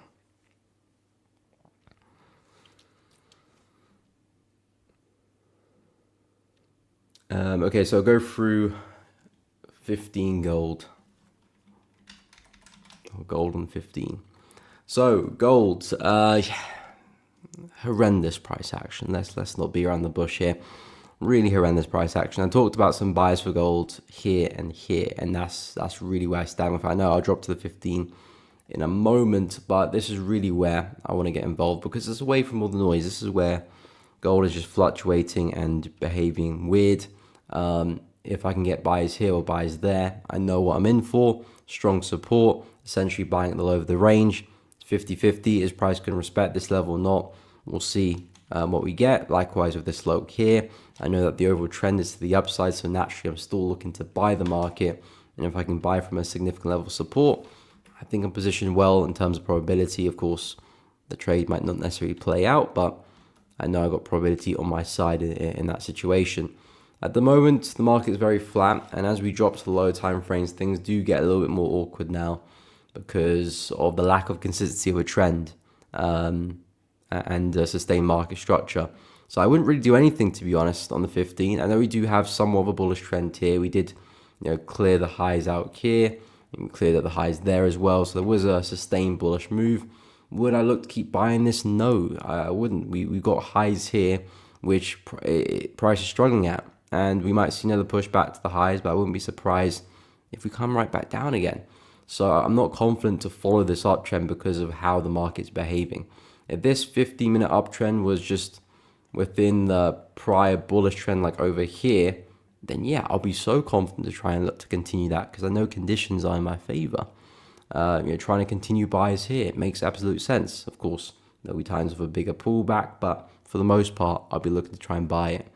In this case, where the market's flat, respecting highs and lows, I need to see more for me to look to buy. So I need to see price break again to the upside. Then yeah, I'll be more confident to buy at that point, because I'm seeing signs of life. I'm seeing a healthy trend again. I'm seeing sustained momentum and a continued direction. I'm seeing resistance break as well. So that will give me a bit more confidence to buy it. But I can see that happening. I can also see price failing at resistance and pushing right back down again. So on the 15, I'm struggling for a good quality opportunity. Yes, I'll probably stick with the buys for gold in terms of just buying in general, because we still got that higher time frame bullish trend on the cards. I still think it's likely to continue. So looking for buys is naturally a good idea in the grand scheme of things. But we are still very choppy here. So yes, this could be a nice trend that does start to form, and we do start to run away to the upside. Let's let price actually do that first. Let price actually smash through the highs here and give us a generous up leg. Then we can talk about some pullbacks and some upside. If price doesn't do that, respects the high, and all we do is just come straight back down again, we're back at where we started. I would stay away personally. So I'm not a big fan of the structure of the 15 on gold. Haven't been for a while, but I do like the buys at these lows here. Even on the 15 here, you can probably look for some nice reversal opportunities on the 15 at these areas. So I think not only are they look good on the 4-hour chart, I think it also looks good in the 15 as well. So I'll keep an eye on those areas. But to be honest, for gold, I like gold in terms of the buys here. But I think silver is just very kind of straightforward. So my attention is really with silver at the moment in terms of the metals, because I know what I'm getting with silver. Very nice impulse, consolidation, very nice impulse. If I can get a retest, for me, it's a black and white opportunity in terms of the clarity of it. Just waiting to see if we can get a pullback there. I know exactly what I'm in for here. Of course, not to say that 100% going to have a successful trade, but I know in terms of what I'm doing is quite clear, so I'm happy to get involved at these areas. And then yeah, target's back at 40, so momentum's looking good for silver. Just looking to follow that, and more buys here really. So the focus for silver looks good. Even on the 15, I'm liking what I'm seeing. I wouldn't say there's a clear-cut trade here, but we're starting to see some really aggressive wicks to the downside, which shows that momentum is dying. Perhaps if you can start to see something like this, maybe a nice uptrend can start to follow, and you can trade that back to highs, back to new highs maybe. And we know we can be a bit more confident with the buys here because we've got the wind in our sails. We've got evidence that the trend is up, momentum is up. We're seeing huge bullish legs here. We saw another big one here as well. You can be a lot more confident looking to buy that in these scenarios than with gold. So I think silver is a bit more fruitful at the moment. So yeah, I would have my eggs in that basket.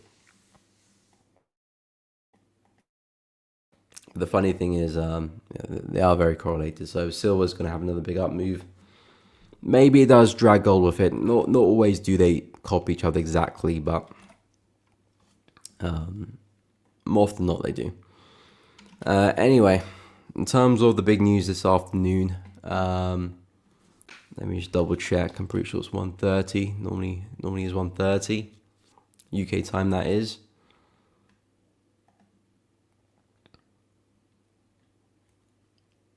Yeah, CPI 1:30. We've also got CAD CPI as well. Don't want to overlook that. But yeah, CPI for dollar, CPI for CAD. So in terms of USD, that's kind of what I'm looking at in terms of let's get some opportunities on the USD pairs. It's been a while since I've traded them, and I want to get back into some USD pairs. And yeah, if I can see some strength for some dollar, I think I can get some very nice trades, especially pound. I think pound's going to be my favorite. Euro could look good as well. Malik, June, Euro, well, funny enough, just about to speak about those. So right on time. But yeah, pound USD, I quite like the look of it. Very corrective on the up move, very tired. Just about breaking the channel to the downside. So we're seeing signs that maybe a push to downsides on the cards here. Of course, I'll wait for CPI to do its thing before really locking in that bias. But my best guess is that we're probably likely to continue to fall. And if we can go break structure, which of course is this prior low here, that would make me 100% bearish on the market. And I'll be looking for lower highs to short. Again, I'm not necessarily calling a massive reversal. I think it might just be a bit of a down move, just take a bit of a breather before we do continue our path. So that's kind of what I'm looking at for pound. But nonetheless, that down move probably worthwhile to trade. And that, again, as traders, that's all we're interested in. So yeah, pound USD shorts look good at the moment. I'm not a fan of the buys at all. The fact we have broke out the channel is a big red flag. Not to say that we can't see an up move. Trend lines are great tools, but not perfect. Just like support and resistance, great tools, not perfect. So the fact that we are breaking trend line doesn't guarantee us we're changing direction. Something a little bit more concrete would be the break of structure, which is what we're waiting for. But there is still a world we do push up, but I think it's quite unlikely at the moment. So that's why I'm looking at some shorts. And then yeah, a lower high, maybe on the retest of this area here. I have to wait and see. But I quite like the shorts here for pound. And again, look at where we're trading on the daily chart. We've just taken out some major highs here. Typically when highs like that are taken out, the market is quite tired. It normally does have some big pullbacks. You can see here, taking out a major low here. What happened? Big reversal. Took out a major high here. What happened? Big reversal. Yeah, these don't happen all the time, but it's a common theme. And especially when the market's doing a lot as of late, it does tend to do it again as well. So keeping a close eye on that. And yeah, shorts look good. Euro USD, same situation really, just hasn't really got going yet. You can see a similar channel there, higher highs and higher lows, still got a clear uptrend. I do think dollar, again, likely to gain some strength. If that's the case, we might break to the downside, and then that will provide some nice opportunities on euro. So that's really what I'm waiting for. That could end up being a very nice head and shoulder pattern. You got the left, you got the head, you got the right shoulder there. That's of course your neckline. Looking for a retest for some shorts. That looks really good to me. And yeah, I think we can go a lot further as well. So euro potentially a pair that's good. Like I said, I think pound looks a bit better. So I think I'll probably just focus on that one. And again, they're very similar at the end of the day. So I'm not going to take them both, but I'll see which one presents the better opportunity. It might be euro, so keep an eye. But in terms of the shorts, that's what I'm looking for. In terms of the longs, then I like to see a break of the counter trend line. If you get a strong break of the counter trend line this afternoon, maybe, and of course that lines up with the DXY as well. Let's see that DXY gets a strong break of the counter trend line to the downside, with euro getting it to the upside. Well, that is a pretty strong buy signal for euro dollar, pretty strong sell signal for the dollar on its own. So from a bullish standpoint on euro, that could still be an idea as well if we do see a strong break.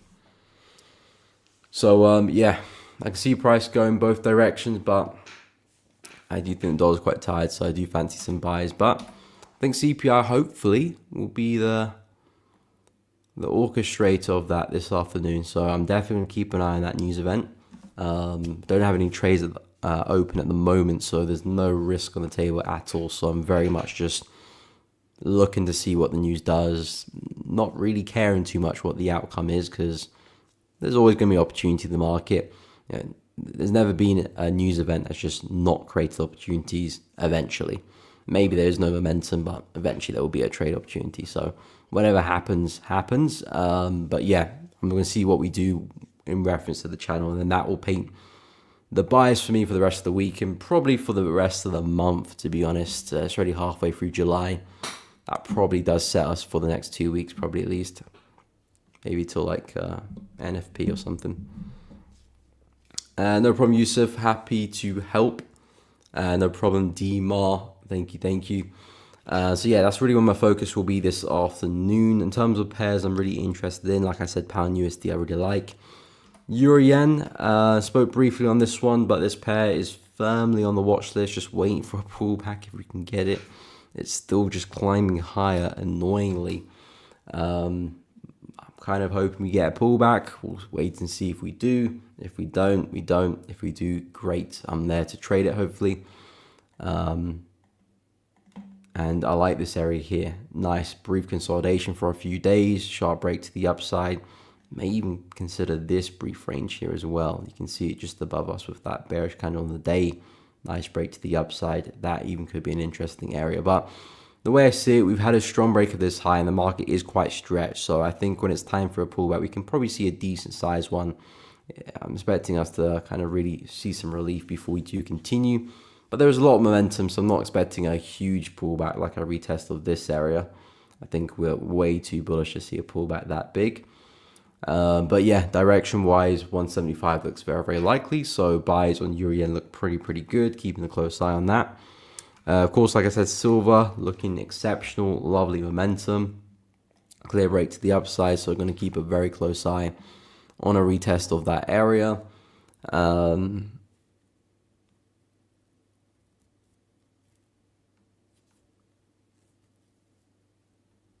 Yeah, I think that's about it, to be honest, in terms of the best pairs. Other pairs could come into play, like Euro USD could come into play, Pound Yen could come into play in a breakout. CAD Gem on a pullback, to be honest, that could come into play as well. It's not as good as Euro Yen, but if there's a good setup, I wouldn't mind taking the trade there if I see a pullback there. So there are a few maybe pairs on the line here. In terms of the pairs I really like, Euro Yen, silver, Pound USD, those are probably the three which I really like. If I can get opportunity, I'll be all over, hopefully.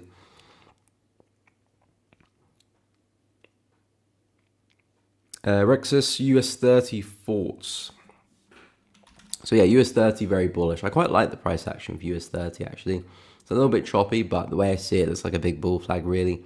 And we've got lovely consolidation below us, which is of course acting like a nice area of supply. Demand, sorry. Very nice breakout to the upside. A lot of momentum from that area. We tapped into it for the first time on Monday when the market opened. Nice reaction to the upside. Again, the way I see it, there's just so much momentum to the upside. And we're quite corrective, to be honest. I haven't seen I see any big signs of reversal. Yes, we had a pretty big bearish candle here, but that didn't really change anything, to be honest. Big bearish candle, no consistency in terms of momentum afterwards, kind of just plateaued. So that's a sign that not necessarily a reversal is on the cards here, more of a correction. And the way I see it, kind of looks like a big bull flag here.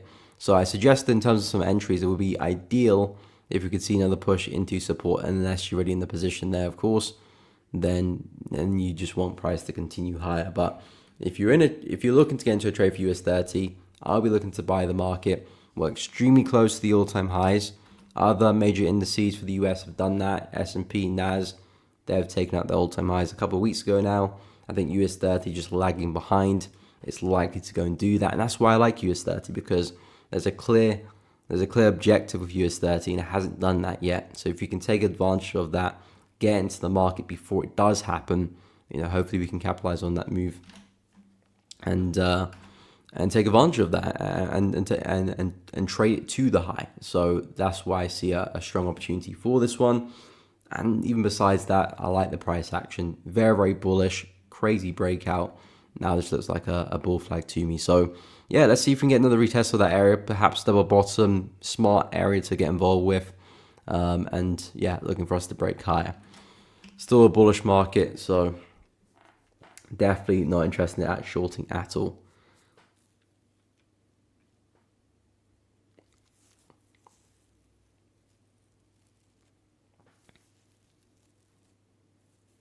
No problem, Rexus, happy to help. Okay, think of a pair change. Gold must just be nasty to me recently. Yeah, I don't like the price action at all of gold as well. I'm agreeing with you on that. I think the price action has been horrendous with gold, especially if you're an intraday trader. It's been horrendous. Again, in terms of the big picture, gold firmly very, very bullish still. I still think we're likely to see higher prices. I'm still very much a buyer of gold, but we're clearly in a bit of a range here. We're clearly taking a break. You can see the bigger picture to the upside. So I'm still very much a bull, but very, very flat. So if you're trying to get involved in here, it's gonna eat you alive unless you're very careful how you go about things. You can't have the same approach with gold as you had here. This is a lovely trend, buying the lows, following momentum, big moves here. That's all well and great, but when we start to get like this, you want to either change your approach or don't trade. It's very, very simple. Change the approach or don't trade. You can't trade here like you trade here, and you can't trade here like you trade here. There's one way to give money back unnecessarily.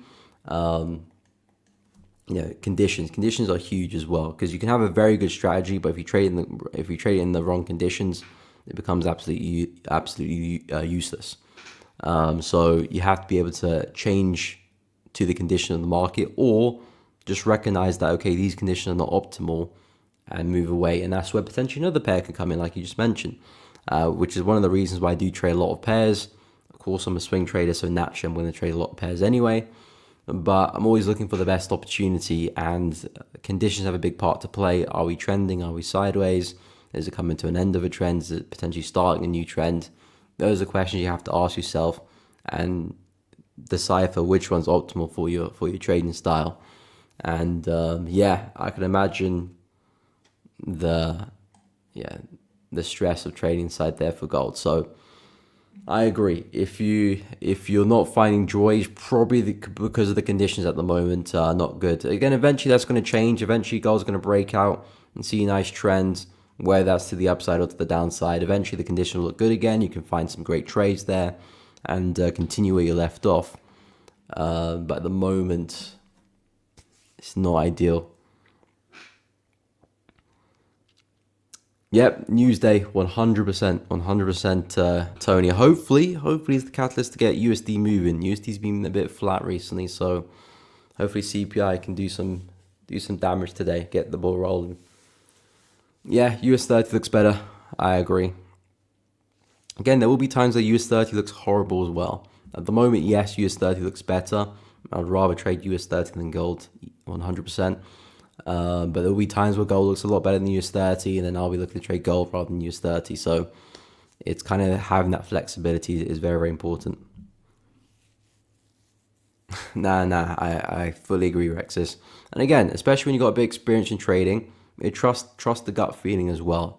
Sometimes take screenshots of the bigger trend, of the bigger picture of your trades. That can help, because you probably notice some patterns between your winners and your losers. Typically what's going on in the higher time frames. How's the market looking? You don't have to be too complex or too specific. Just generally just have a look and a feel of the market. This is very, very flat. Hell of a difference to what price is doing here. So naturally, two different things are happening here. So definitely keep that in mind. But yeah, US 30 looks a lot better. I'd rather pay attention to that. But anyway, guys, we have come up to the end of the stream. I do appreciate each and every one of you tuning into the stream again. We'll be live again every day this week, as always. We do have CPI later, so keep tabs on that, ladies and gentlemen. If you are trading pretty much anything, it has a reasonable chance of being affected, especially anything dollar related, so keep an eye on that. Again, we'll be back tomorrow to discuss what happens with the CPI. Hopefully dollar can be moving by then, so we have a lot more to chat about in terms of the dollar.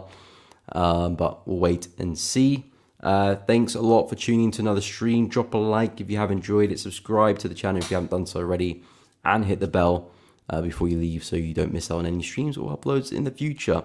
If you haven't checked out the Zentrix Telegram, make sure you head over to the Telegram and go and do that. If you're interested to learn about AI, how that can help improve your trading, how you can use AI-powered tools to take your trading to the next level, make things easier. There's a lot of things that can be done, whether you're looking at fundamental analysis, sentiment analysis, technical analysis, or even just developing your own automated system. So keep an eye on that. A lot to come from Zentrix. If you're interested, check out the Telegram. You can join the community using that link in the chat. But guys, we'll be back again tomorrow. Have a great day, and I'll see you all in the next one.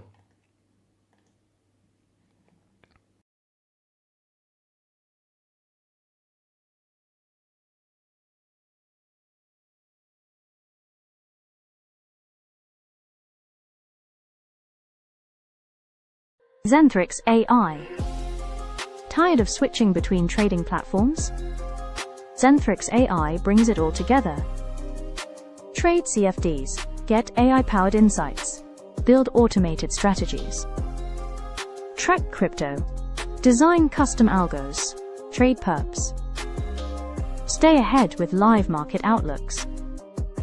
One platform, all your trading needs. No more switching between tools. Ready to simplify your trading? Start with Zentrix AI today. Zentrix AI, smarter trading.